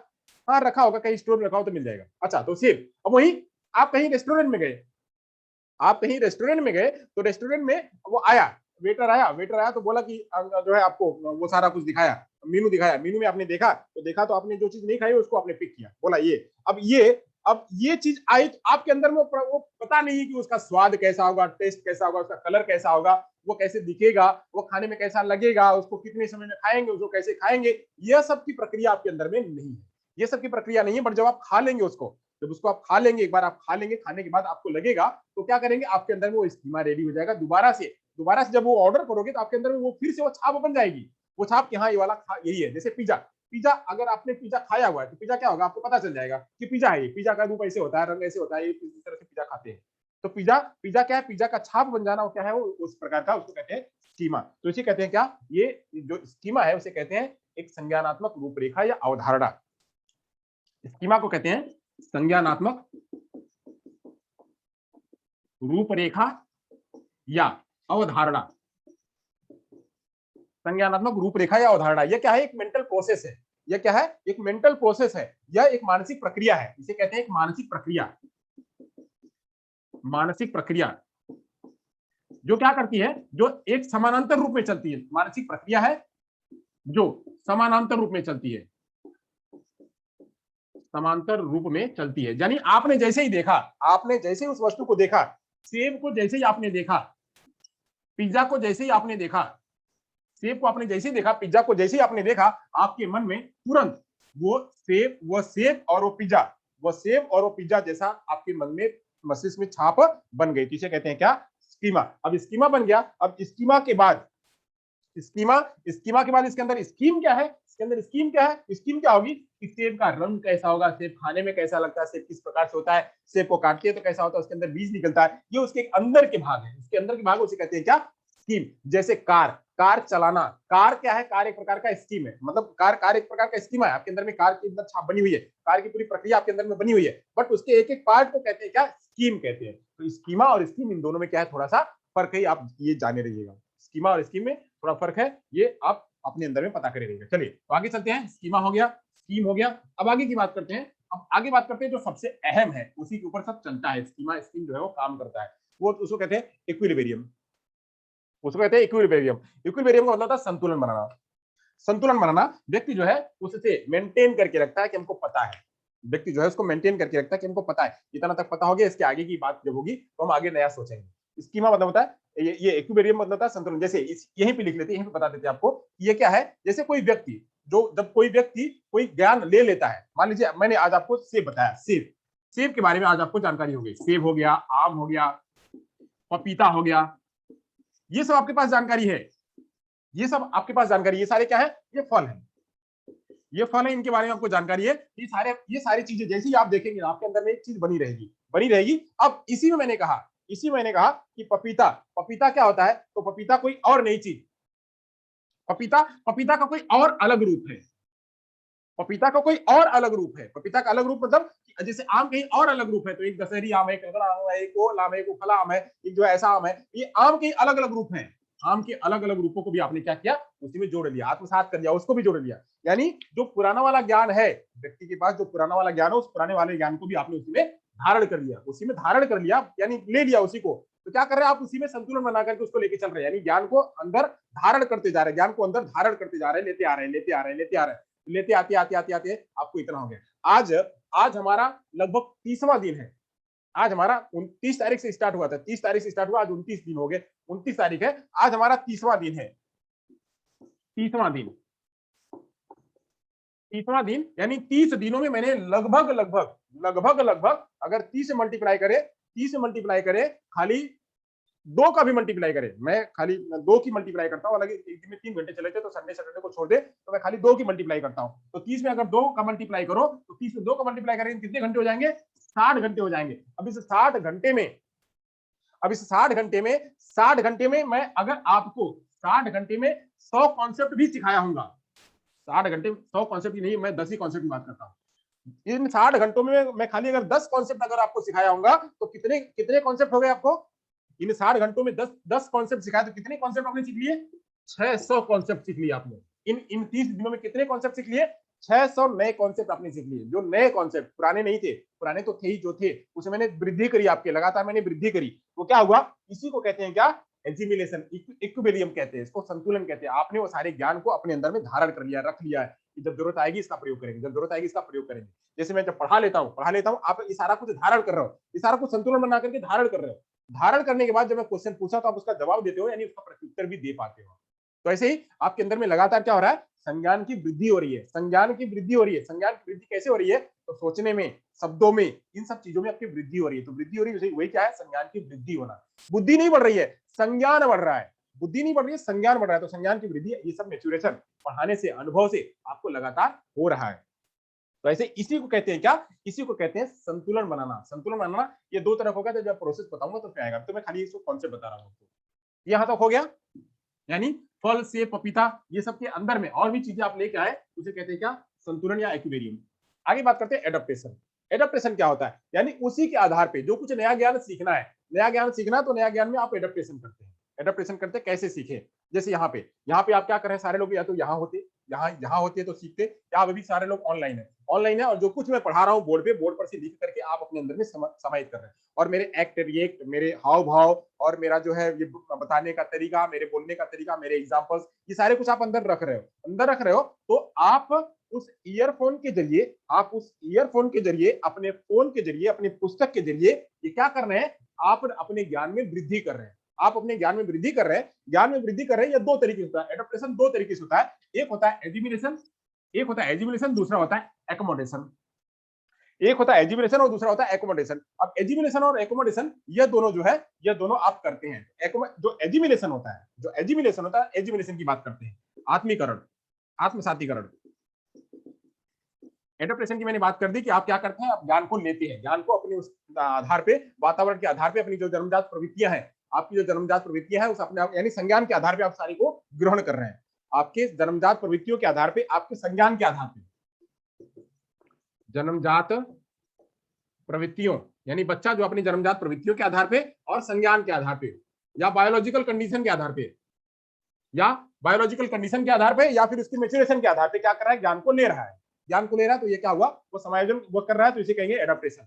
बच्चा अपने ज्ञान को, मतलब ज्ञान ले रहा है, सब कुछ संज्ञान बढ़ा रहा है। कैसे? तो अपने जन्मजात प्रवृत्तियों के आधार पे, संज्ञान के आधार पे, बायोलॉजिकल कंडीशन के आधार पे वो संज्ञान को बढ़ा रहा है, उसमें सामंजस्य स्थापित करने की कोशिश कर रहा है, उसे कहेंगे एडाप्टेशन। वही एजिमिलेशन क्या हुआ? तो एजिमिलेशन उसको कहेंगे जो पुराना ज्ञान है, उस पुराने ज्ञान में वो नया बना रहा है। यानी स्कीमा उसके अंदर पहले बना हुआ था, क्या? पपीता। स्कीमा उसके अंदर पहले पपीता बना हुआ था, पहले स्कीमा था उसके अंदर में। अब स्कीमा में आपने कुछ और जोड़ दिया। स्कीमा में पपीते के कई और अलग रूप, पपीते का रूप रंग आपने देखा, और पपीते की मतलब उसकी फायदे, पपीते के फायदे और गैर फायदे आपने जान लिए। सर इसमें एक चरण, हाँ बताएंगे, अभी आएगा। अभी प्रोसेस बताने वाला हूँ, अभी तो ये खाली आपके टर्मिनोलॉजी बता रहा हूँ। रणिधान अभी वेट करिए, आएगा, अभी आ रहा है उसमें। चले, बहुत बढ़िया, मतलब आपने पढ़ा हुआ है थोड़ा। तो ऐसे मैं बात कर रहा हूँ पपीता क्या है? पपीता का एक पपीता है। पपीता पहले कैसा होता है? तो पहले पपीते के पहले पता था आपको, इसका स्कीमा था, आपको उसका स्कीमा आपके अंदर में था, तो पपीता पता था। अब पपीते के अलग अलग रूप है। पपीता जो है वो बहुत बड़ा होता है, 2 किलो का होता है। पपीता 2 किलो का होता है, पपीता जो है 1 किलो का होता है। पपीता जो है वो बहुत छोटा भी होता है, या पपीता हरा भी होता है, पपीता नीला भी होता है। पपीता से जो है पपीते के बीज जो है वो फायदे करते हैं, इसके नुकसान भी करते हैं। यह सब जो है फायदे नुकसान पहले आपको नहीं पता था, पहले खाली आपको पपीता पता था, पहले आपको पपीता पता था। अब जो है इसके अंदर में ये सारी बातें आपने और सीख लिया तो क्या हुआ, इसको कहेंगे क्या, एजिमिलेशन। जैसे जैसे आपको खाली पहले वायरस पता था, आपको खाली पहले वायरस पता था कि वायरस होता है। अब वायरस पता था तो वायरस में क्या होता है, एक कोरोना भी होता है भाई, एक कोरोना भी होता है। अब कोरोना भी होता है तो कोरोना कैसा होता है, तो कोरोना पता हुआ कि कोरोना जो है वो छींकने से और लोगों के इससे जो है वो आकर के फैलता है और वो हमारे फेफड़े को जो है वो परेशान करता है। तो कोरोना, तो अपने कोरोना के पता हुआ कि लॉकडाउन हो गया, तो लॉकडाउन हो गया, कैसे हो गया, तो कोरोना की वजह से हो गया। एक एक ये सारी प्रक्रिया में आपको कोरोना का कॉन्सेप्ट आपको समझ में आया। अब कोरोना का कॉन्सेप्ट समझ में आ गया, कोरोना का एक कॉन्सेप्ट था, अब उसके बाद दूसरा वेव। अब ये दूसरी वेव क्या होती है भाई, दूसरी वेव क्या है, आपने इसी कोरोना से संबंधित, इसी कोरोना से संबंधित आपने second wave, second wave, second wave जो आपने समझी कि सेकेंड वेव में भी कोरोना का ही रूप है, सेकेंड वेव है उसका, ये जो है इसका क्या है, इसका एजिमिलेशन है।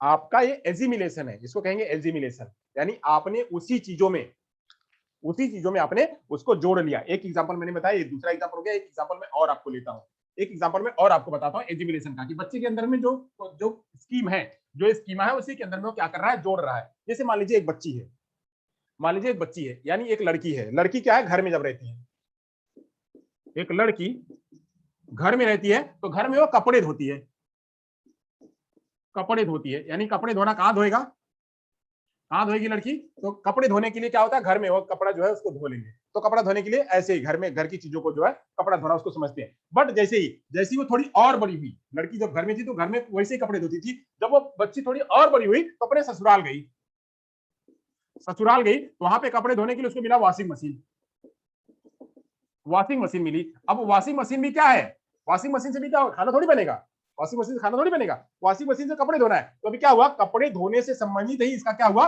ये चीज उसके ज्ञान में वृद्धि हुई, कपड़े धोने से संबंधित उसके अंदर में वृद्धि हुई। इसको क्या कहेंगे, इसको कहेंगे एजिमिलेशन, यानी उसको कपड़े धोने में ही वॉशिंग मशीन को उसने एजिमिलेट कर लिया, उसने आत्मसात कर लिया, उसने इसको आत्मसात कर लिया। ये हो गया एक एग्जाम्पल। एक एग्जाम्पल और मैं आपको बताता हूँ इसी में आत्मसातीकरण का। एक एग्जाम्पल मैंने बताया था क्या, कि एक बिल्ली वाला,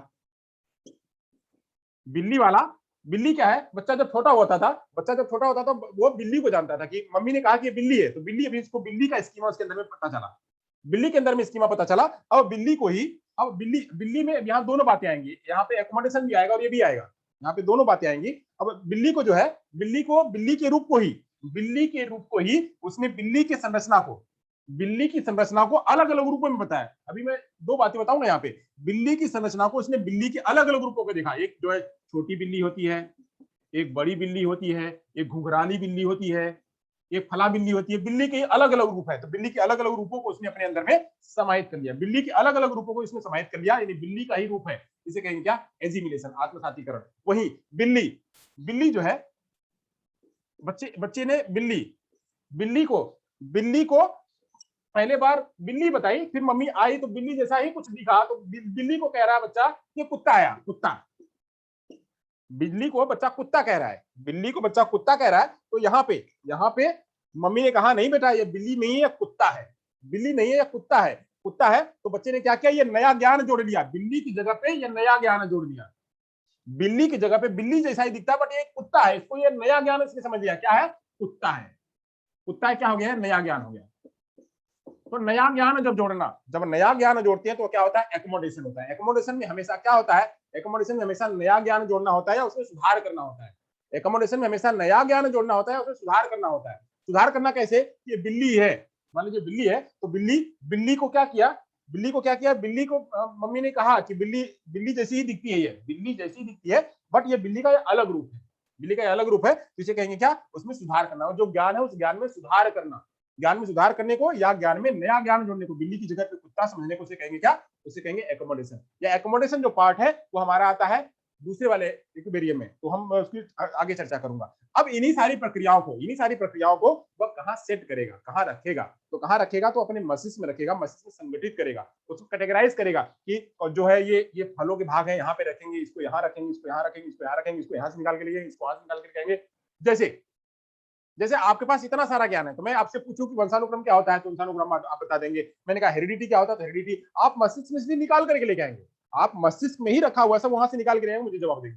तो जवाब देंगे तो आपके, आपने सारा स्कीमा रेडी कर रखा है, आप वहां से जवाब देंगे। तो ज्ञानों को इकट्ठा करना, ज्ञान को मस्तिष्क में रखना, सेट करना, वो कहलाता है क्या? संगठन कहलाता है। ये संगठन कहलाता है। ये पूरी प्रक्रिया, बच्चा जब समय पे आगे आगे बढ़ता है तो वैसे वैसे ये सारी प्रक्रियाएं चलती हैं। इसी से बच्चे का संज्ञान का विकास होता है। इसी से बच्चे का संज्ञान का विकास होता है। तो संज्ञान के विकास की प्रक्रिया में क्या काम आता है? तो एक स्कीमा काम आता है, दूसरा इक्विलिब्रियम काम आता है, तीसरा एडेप्टेशन काम आता है, चौथा जो ये दोनों इसी के भाग है। एडेप्टेशन की भाग है, एजिमुलेशन और एकोमोडेशन।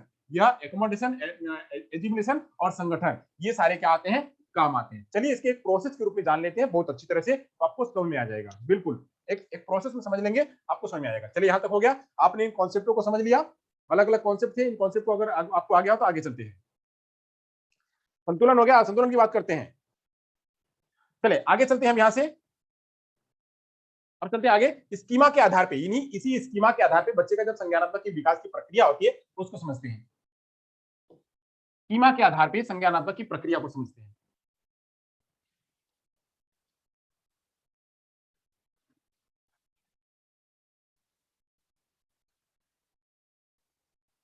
चलिए स्कीमा के आधार पे संज्ञानात्मक विकास की प्रक्रिया समझते हैं। स्कीमा के आधार पर संज्ञानात्मक की प्रक्रिया।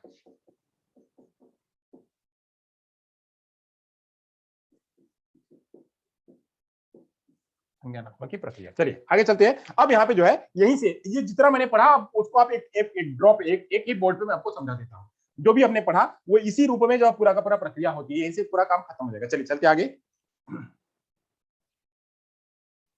चलते आगे। आगे चलते कैसे होता है, तो कैसे होता है, यहाँ पे दो बातें हैं। पहली बात तो एक यहाँ पे है, एक यहाँ पे है, दूसरी बात एक यहाँ पे है। अब ये जो है, ये है, इसको कहेंगे क्या? डिसइक्विलिब्रियम। इसको कहेंगे डिसइक्विलिब्रियम।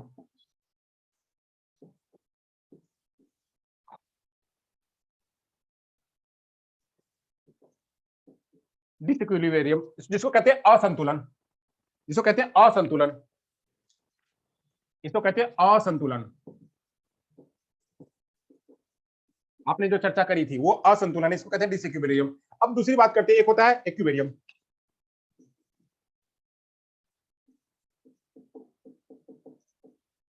इसको कहते हैं संतुलन।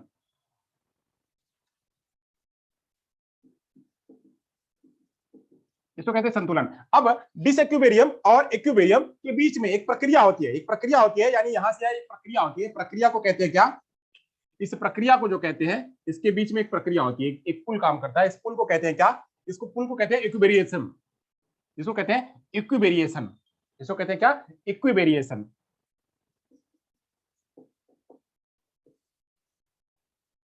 इक्विलिब्रिएशन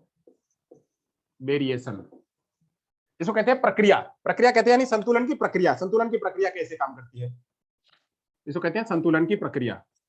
इसको एग्जांपल के जरिए समझेंगे, संतुलन की प्रक्रिया।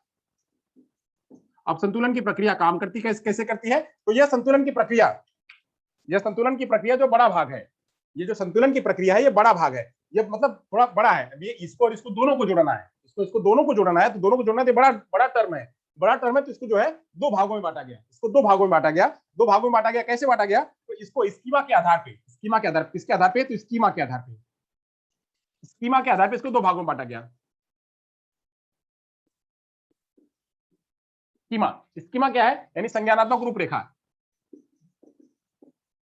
संज्ञानात्मक रूपरेखा, यह क्या है? स्कीमा है। अब इस स्कीमा को के आधार पे, यानी जो कुछ बनेगा, जो कुछ भी संतुलन और जो कुछ भी असंतुलन बनेगा, इसी स्कीमा के आधार पर बनेगा। जो कुछ भी संतुलन बनेगा, जो कुछ भी असंतुलन बनेगा, वह स्कीमा के आधार पर बनेगा। इस स्कीमा के आधार पे जो बन रहा है, ये जो प्रक्रिया हो रही है इक्विवेरिएशन, इसको दो भागों में बांटा गया। कैसे? इसको दो भागों में बांट दिया गया। एक भाग हो गया क्या? एक भाग को कहते हैं एडप्टेशन, और दूसरे भाग को कहते हैं ऑर्गेनाइजेशन।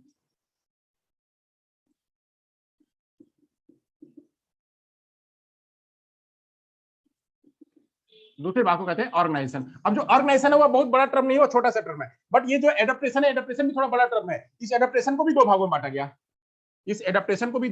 गया। ये दो भाग कौन कौन से थे? ये दो भाग कौन कौन से थे? तो दो भाग थे, एक जो मैंने बताया था, एक एजिमिनेशन और दूसरा क्या, दूसरा एकोमोडेशन। एक एजिमिनेशन और दूसरा एकोमोडेशन, इसको दो भागों में बांटा गया। एक एजिमिनेशन, एक एजिमिनेशन और दूसरा एकोमोडेशन। अब ये दो भागों में इसको बांटा गया, ये भाग और ये भाग। चलिए अब इन्हीं पे जो पूरी की पूरी प्रक्रिया होती है, इन्हीं पे जो है पूरी की पूरी प्रक्रिया होती है। प्रक्रिया कैसे होती है वो समझ लेते हैं। अब यहाँ पे संज्ञानात्मक की प्रक्रिया होती है कैसे, संज्ञानात्मक की प्रक्रिया कैसे होती है, मैं आपको एक उदाहरण के जरिए बताता हूँ। मैं आपको उदाहरण के जरिए बताता हूँ। या तो आपने समझ लिया कि क्या है, कि कोई स्कीमा बनता है, कोई स्कीमा बनता है, उस स्कीमा में व्यक्ति संतुलन बना करके आगे चलता है, कुछ नया चीज जोड़ता है। स्कीमा में संतुलन बना करके कुछ नया चीज जोड़ता है, नया चीज जोड़ता है, तो संतुलन बनाकर उसकी आगे में संज्ञान में धीरे धीरे वृद्धि होने लगती है, उसे कहते हैं संतुलन कहते हैं। यानी जो कुछ भी नया उसने जोड़ा, जो कुछ भी उसके अंदर में जुड़ता जा रहा है, वो क्या है, वह संतुलन हो रहा है, उसके आगे वो बनाते जा रहा है। जैसे हम पहले छोटे थे तो हमको जो है वही चीज आती थी, हमको जूलॉजी आती थी, बॉटनी, हमको बायोलॉजी आती थी, तो बायोलॉजी के बाद हमने जूलॉजी, बॉटनी, उसके अंदर अंदर हम पढ़ते गए, वो सब क्या है, वो हम संतुलन बनाते गए, वो सब संतुलन बनाते गए। तो संतुलन बनाने की प्रक्रिया में हमारे कौन काम आया, स्कीमा काम आया, स्कीमा काम आया। और स्कीमा के साथ साथ हमारा कौन काम आया, ये एजिमिनेशन और एकोमोडेशन काम आया, एजिमिनेशन और एकोमोडेशन काम आया। अब यहाँ पे बात करते हैं, जो एकोमोडेशन है, एकोमोडेशन को हम यहाँ लिख लेते हैं, एकोमोडेशन को यहाँ लिख लेते हैं, ये इसको यहाँ ले लेते हैं, ये रूप में, यानी ये हो गया इसका ये पहला भाग और इसका ये दूसरा भाग, एकोमोडेशन। तो आपको और अच्छी तरह समझ आएगा एकोमोडेशन।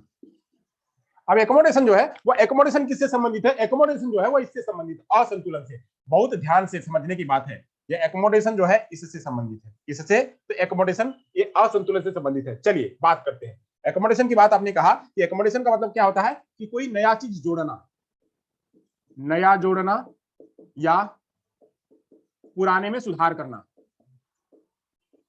पुराने में सुधार करना, नया जोड़ना या पुराने में सुधार करना, सुधार करने की बात है, नया जोड़ना या पुराने में सुधार करना। अब एजिमिनेशन क्या है, एजिमिनेशन का मतलब होता है आत्मसात करना, यानी सारी बातें लेके आना, जो भी हमने सीख लिया उसके आगे की जो बातें हैं, जो उसके आगे की बात है वो सबको लेके आना, यानी उसमें बना लेना, उसमें धारण कर लेना, धारण कर लेना, धारण कर लेना। अब हमारे पास ये क्या है, ये बिल्कुल संतुलित है, इसमें हमारे कंफ्यूजन नहीं है, इसे कहते हैं कंफ्यूजन। ये असंतुलन कहाँ होती है, असंतुलन कैसे आती है, तो असंतुलन आती है कंफ्यूजन के जरिए। ये कंफ्यूजन, जब बच्चे के अंदर में कंफ्यूजन होता है, जब बच्चे के अंदर में कंफ्यूजन होता है तो उसको कहते हैं डिसएजिमिलेशन। ये कंफ्यूजन होता है और यहाँ पे क्या होता है, पक्का होता है, या बिल्कुल बैलेंस होता है, इसे कहते हैं बैलेंस, ये बैलेंस होता है। अब ये इन सारे टर्म को समझने की आवश्यकता है आपको। चलिए इन सारे टर्मों को समझते हैं बहुत ध्यान से, पहले आप इनको एक बार ध्यान से देख लीजिए, फिर मैं आपको इसको समझाता हूं कि ये होता क्या है, होता क्या है। यहाँ पे एक बार वापस से मैं टर्म बताता हूं, ये है क्या, डिसइक्विलिब्रियम, दूसरा है इक्विलिब्रियम। डिसइक्विलिब्रियम को कहते हैं असंतुलित ज्ञान, असंतुलित ज्ञान जिसमें बच्चे को कंफ्यूजन होता है, कोई कंफ्यूजन होता है, वो कंफ्यूजन होता है कोई भी ज्ञान है। मान लीजिए कि हम कहते हैं कि ये पेन है, ये पेन है, बट इस पेन को पहले बच्चा पेन नहीं जानता था, बच्चा पहले पेन नहीं जानता था, इसके पहले जो है वो कुछ दूसरा जानता था, पेन जो है वो इसको जानता था, बच्चा पेन इसको जानता था, इस रूप को, अब इसको पेन, अब इसके और इसकी पेन में फर्क क्या है, कंफ्यूजन क्या है। तो कंफ्यूजन क्या है, कंफ्यूजन ये है कि ये पेन जो है वो ब्लैक कलर की है, ये इस तरह से लिखती है, और ये पेन जो है वो बोर्ड पे लिखती है, ये इसके अंदर में कंफ्यूजन था। जब ये क्लियर हो गया, जब क्लियर हो गया, ये क्या किया, इसके अंदर में जो जो गलतियां थी, उस गलतियों को क्या किया इसने, सुधार लिया, इसको एकोमोडेट कर लिया, इसको एकोमोडेट कर लिया, वही पेन में इसने क्या कर दिया, सुधार कर लिया, सुधार करके इसने नया बना लिया। यानी इसको कंफ्यूजन था कि क्या होता है। जब वो कंफ्यूजन दूर हो गया तो उसके अंदर ये नया ज्ञान जुड़ गया कि ये ऐसी भी पेन इस प्रकार की होती है। जैसे मैंने आपको एग्जांपल बताया था कि क्या है, जैसे मैं आपको एक और एग्जांपल बताता हूं। मान लीजिए कोई एक बच्चा है, मान लीजिए कोई बच्चा है, वो बच्चा क्या करता है, तो अक्सर बहुत फेमस है ये जो है उदाहरण, कि एक बच्चा है, वो बच्चा क्या करता है कि उसको मम्मी क्या करती है, उसको एक बर्फी लेके आती है, बर्फी का टुकड़ा, बर्फी यानी मिठाई, स्वीट। चलिए याद होगा, इसी को एग्जांपल में लेते हैं, यहाँ एक यही लिख लेते हैं, यही से आपको मैं सारी कहानी बताता हूँ। बर्फी यानी मीठा, स्वीट, बर्फी स्वीट क्या, सफेद वाली बर्फी जो है, मम्मी पापा गए मार्केट से वो बर्फी लेके आए, बर्फी का टुकड़ा, यानी वो क्या होता है, वह ऐसे चौकोर का होता है, या फिर वो गोल वाला भी होता है, दोनों में से कोई भी एक लेके आए, गोल वाला लेके आए। चलिए मैं गोल वाले की बात करता हूँ। गोल वाला जो है वो सफेद गोल का बर्फी टाइप का लेके आए, बर्फी या पेंडा वो जो भी है वो लेके आए। बच्चा लेके आया, खाया, बच्चा लेके आया, खाया, खा लिया तो उसके अंदर में क्या बन गया, एक स्कीमा बन गया। बच्चे के अंदर में खा लिया स्कीमा बन गया। अभी तो स्कीमा बना, स्कीमा बना उसके अंदर में। अब वो एडोप्टेशन यानी मतलब मम्मी पापा लेके आए, उसने एडोप्टेशन किया, एडोप्टेशन करके खा लिया। यहाँ पे जो बात है स्कीमा के आधार पे उस बर्फी को बच्चे ने खाया, एडोप्टेशन मम्मी लेके आई, खा लिया। खाने के बाद क्योंकि बच्चा छोटा है तो उसको जो भी बात आती है खाता है तो उसको बर्फी अच्छी लगी, उसको बर्फी अच्छी लगी, अच्छी लगी तो उसने उसको खा लिया, अच्छी लगी उसने उसको खा लिया। तो खाने के बाद उसके अंदर में एक स्कीमा रेडी हो गया। अब वही कुछ दिन के बाद मम्मी क्या करती है, वैसे ही बर्फी जैसा जो है घर में वो कैरम होता है ना, कैरम कैरम खेलने वाला जो होता है वो सफेद वाला वो उसको दिखा, तो वह क्या कर रहा है, उसको भी वो खाने दौड़ा, उसको भी वह खाने दौड़ा तो खा रहा है तो देख रहा हूँ टूट ही नहीं रहा है, खा रहा है तो देख रहा हूँ टूट ही नहीं रहा है, वो खा रहा है ये तो बर्फी जैसी है तो टूट क्यों नहीं रही है, मुंह में नहीं जा रही है। अब उसको समझ में आया कि बर्फी जो है यह बर्फी बर्फी नहीं है। तो उसके मन में आया क्या, अब यही तो उसके अंदर में कंफ्यूजन आया कि ये तो ये है और ये है, दोनों अलग अलग कैसे हो गए, तो उसने वहां पे थोड़ा प्रयोग किया क्या, देखते खाते हैं क्या। वहीं दूसरा वाला जो बर्फी पहले वाली थी वो भी बर्फी लेके आया, तो वह देखता है और इन दोनों में मैच करता है, देखता है कि ये बर्फी तो जो है ये सॉफ्ट है और ये खाने वाली चीज है, ये तो बहुत हार्ड है, तो दोनों को प्रयोग करता है। इसीलिए जो है वो जीन पियाजे इन बच्चों को लिटिल साइंटिस्ट भी कहते हैं। छोटा बच्चा जब होता है तो बच्चे उसको लिटिल साइंटिस्ट कहते हैं, और नित्य प्रतिदिन रोज न रोज प्रयोग करता है। तो प्रयोग करके उसको पता चला कि यह बर्फी नहीं है, यह क्या है।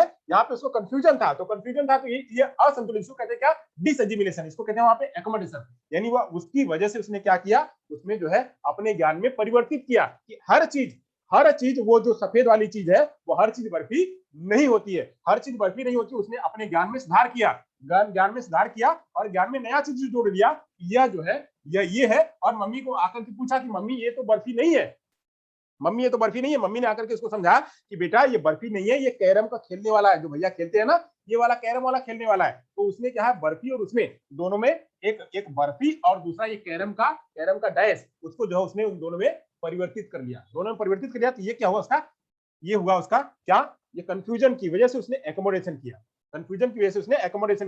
अब ये एकोमोडेशन क्या हुआ, यह इसी इक्विलिब्रियम का ये पार्ट है। पार्ट क्या है, एडेप्टेशन और दूसरा ऑर्गेनाइजेशन।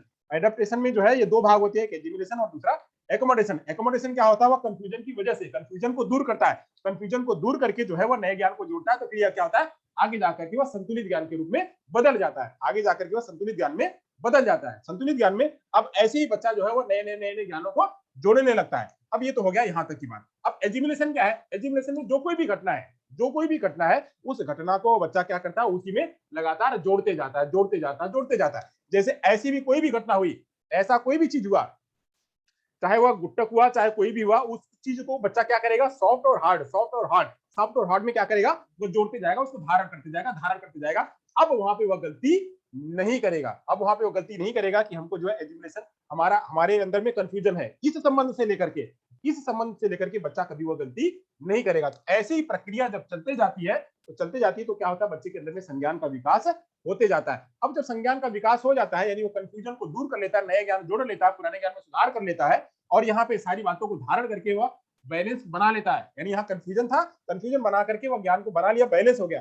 अब ये बैलेंस हो गया तो एक दिन में एक ज्ञान नहीं सीखता बच्चा एक दिन में एक ही ज्ञान नहीं सीखता, बच्चा एक दिन में ढेरों सारे ज्ञान सीखता है। और ढेर दिन वो जो हर दिन ये पूरी प्रक्रिया होती है, कंफ्यूजन आता है, बैलेंस आता है, एडप्टेशन करता है, ऑर्गेनाइजेशन करता है। यह हर दिन प्रक्रिया चलती है बच्चे की, एक ही दिन नहीं होती है, एक दिन हो गया काम खत्म हो गया, वो रोज चलता है। अभी सुबह में कुछ सीखा, हो सकता है कोई कंफ्यूजन हो, फिर उसको उसने सुधार कर लिया।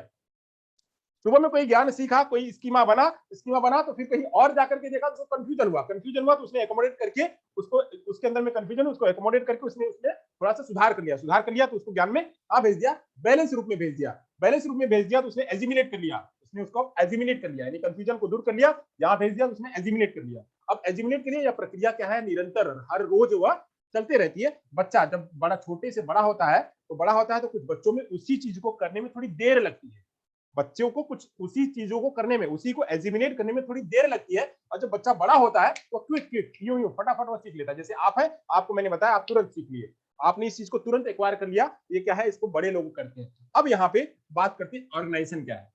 अब यहाँ पे बात छूटती है ऑर्गेनाइजेशन क्या है, ऑर्गेनाइजेशन में जो कोई भी बात होती है, ऑर्गेनाइजेशन में जो कोई भी बात होती है उस बातों को क्या करते हैं वहां पे स्टोर करते हैं, रखते हैं कि कौन सी चीज को कहाँ रखेंगे, कौन सी चीज को कहाँ रखेंगे, कौन सी चीज को कहाँ रखेंगे। वो सारी बातें हमारे शॉर्ट टर्म मेमोरी से लॉन्ग टर्म मेमोरी में जाकर के रखते हैं। जैसे हमने बताया हुआ था चेतन, अचेतन और अग्रचेतन, यानी जो चीज जरूरत पड़ती है, चीज जो जरूरत पड़ती है उसको हम वही तुरंत रख लेते हैं, नहीं तो बाद में यहाँ भेज देते हैं। तो वहां पे फिर काम आता है किसका, तो काम आता है वो फ्रायड की जो थियरी है, जो अवचेतन, जो अवचेतन है वहां पे हम जो है वहां पे भेज देते हैं उसको, अचेतन में, अचेतन मन में उसको भेज देते हैं। तो वहां जाकर के वो स्टोर रहता है, जब जरूरत लगती है वहां से उसको मांग लेते हैं, जब जरूरत लगती है उसको मांग लेते हैं। उसको कहते हैं रिकॉल करना।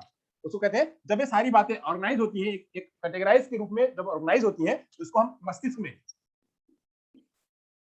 में जब रख लेते हैं तो जब जरूरत लगती है तो उसको रिकॉल करते हैं, उसको रिकॉल करते हैं। यानी कब, जब जरूरत लगती है तब, जब जरूरत लगती है तब। इसलिए यह बहुत ज्यादा बड़ा भाग नहीं है।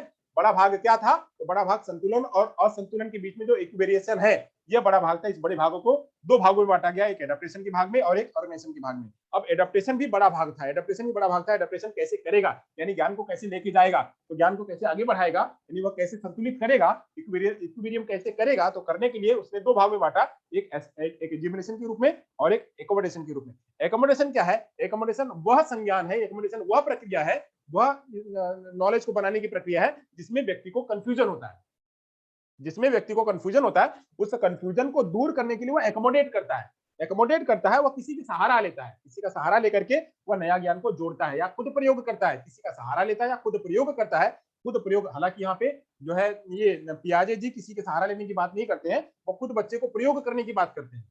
पियाजे जी खुद बच्चे के प्रयोग करने की बात करते हैं, बच्चा खुद से प्रयोग करता है, प्रयोग करके क्या करता है, उसमें नया ज्ञान जोड़ता है या जो पुराना ज्ञान उसमें सुधार कर लेता है, सुधार करके जो है उस कंफ्यूजन को दूर करता है, फिर जो है एक्वेरियम में भेज देता है। तो ऐसे जो है पूरी की पूरी प्रक्रिया चलती है। इसी पूरी प्रक्रिया को कहते हैं स्कीमा के आधार पर संज्ञानात्मक की प्रक्रिया। होप आप लोगों को समझ में आया होगा। इसके लिए मैंने कई सारे एग्जाम्पल दिए हैं, आप लोगों को समझ में आया होगा। ओके, चलिए, तो यहां तक हमारा जो है ये पार्ट खत्म हुआ। और ये पूरी प्रक्रिया जो है हर रोज चलती रहती है, हर दिन चलती रहती है, ये याद रखिए। कभी अगर प्रश्न आए तो आप इसको जो है याद रखिएगा, या हर रोज चलती रहती है।